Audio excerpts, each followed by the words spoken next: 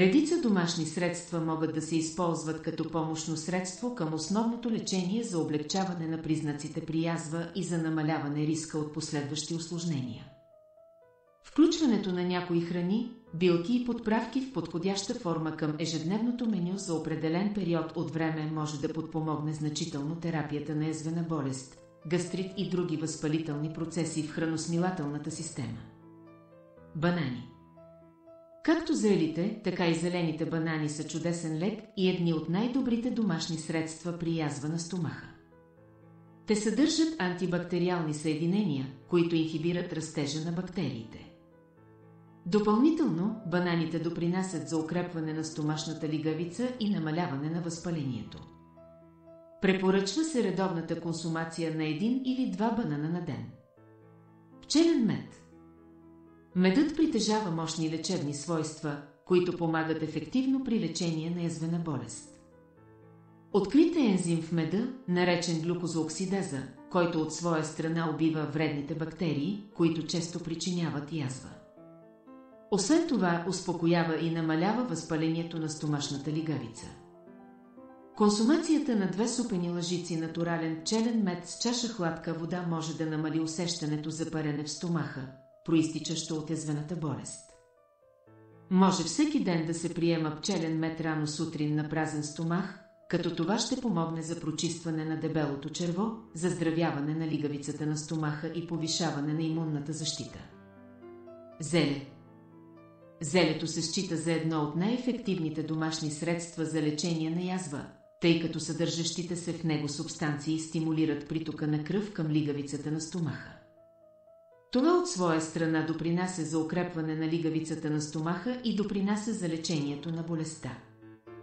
Съдържа високи количества витамин С и метилметионин, стимулиращи възстановителните и оздравителни процеси в лигавицата, нормализиращи киселинността на стомаха и повишаващи устойчивостта на лигавицата към агресивните фактори.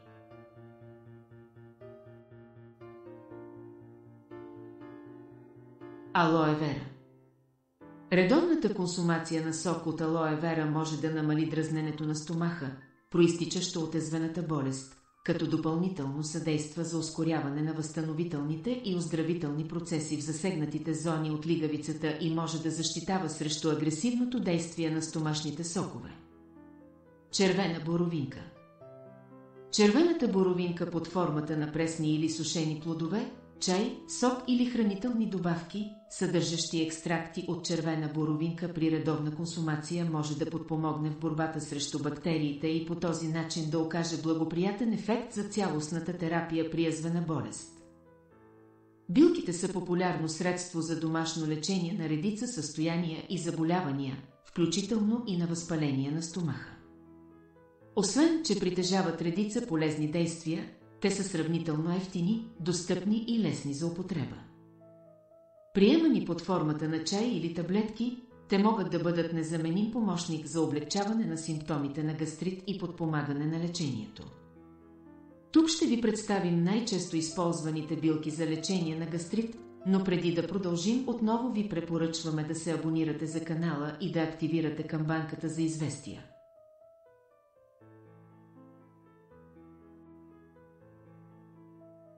Лайка. Лайката е една от най-препоръчваните билки при алтернативно лечение на възпаление на стомаха. Чаят от лайка е богат на някои етерични масла, които са от полза за храносмилателната система.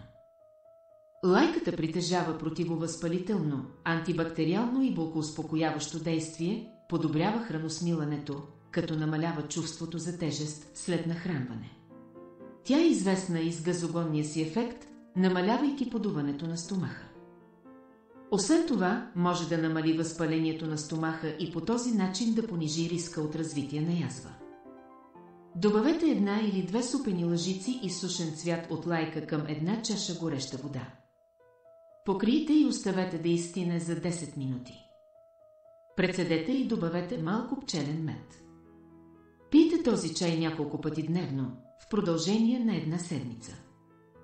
Копър. Копърът е използван за първи път от индианците при стомашни проблеми. Благодарение на техните спазмолитични, противовъзпалителни и антибактериални свойства. Семената от копър са полезни за облегчаване на симптоми като лошо храносмилане, подуване на корема, метеоризъм, киселини в стомаха и повръщане. Добавете една чайна лъжичка семена от копър в чаша гореща вода. Покрийте и оставете да се накиснат за 10 минути. Прецедете и добавете малко пчелен мед. Пийте 3 пъти дневно в продължение на една седмица.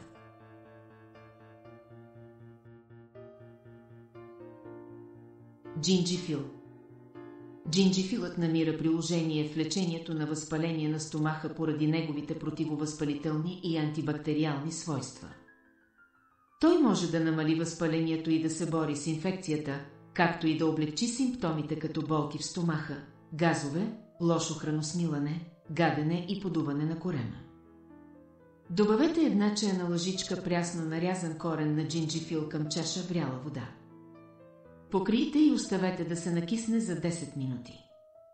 Прецедете и добавете пчелен мед. Пийте 2 или 3 пъти на ден в продължение на седмица. Невен. Невенът има много положителен ефект при лечението на гастрит. Освен своите болкоуспокояващи свойства, притежава и антибактериално действие, като се предполага, че ефективно се бори с бактерията хеликобактер. Препоръчва се да се приема под формата на чай преди всяко хранене. Мента. Ментата е друга известна билка за лечение на гастрит поради противовъзпалителното, антибактериалното и спазмолитичното действие, които притежава. Успокояващите свойства на ментата потискат възпалението на лигавицата и облегчават симптомите, като гадене, лошо храносмилане, киселини в стомаха. Може да приемате ментата като чай, можете също да я добавите към вашите супи, салати, сладкиши и шейкове.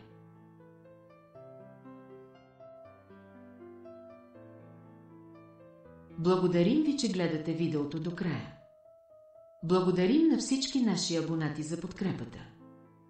Всеки коментар, всяко споделяне и всеки нов абонат са изключително ценни за нас. Не забравяйте! Консултирайте се с вашия лекар винаги, преди да предприемете определено лечение, включително билкови добавки и естествени средства. Информацията, представена тук, по никакъв начин не е заместител на специализираната медицинска консултация. Абонирайте се за канала, активирайте известията, ако още не сте го направили, така няма да пропуснете следващите видеоклипове, които ще публикуваме в канала Моето здраве.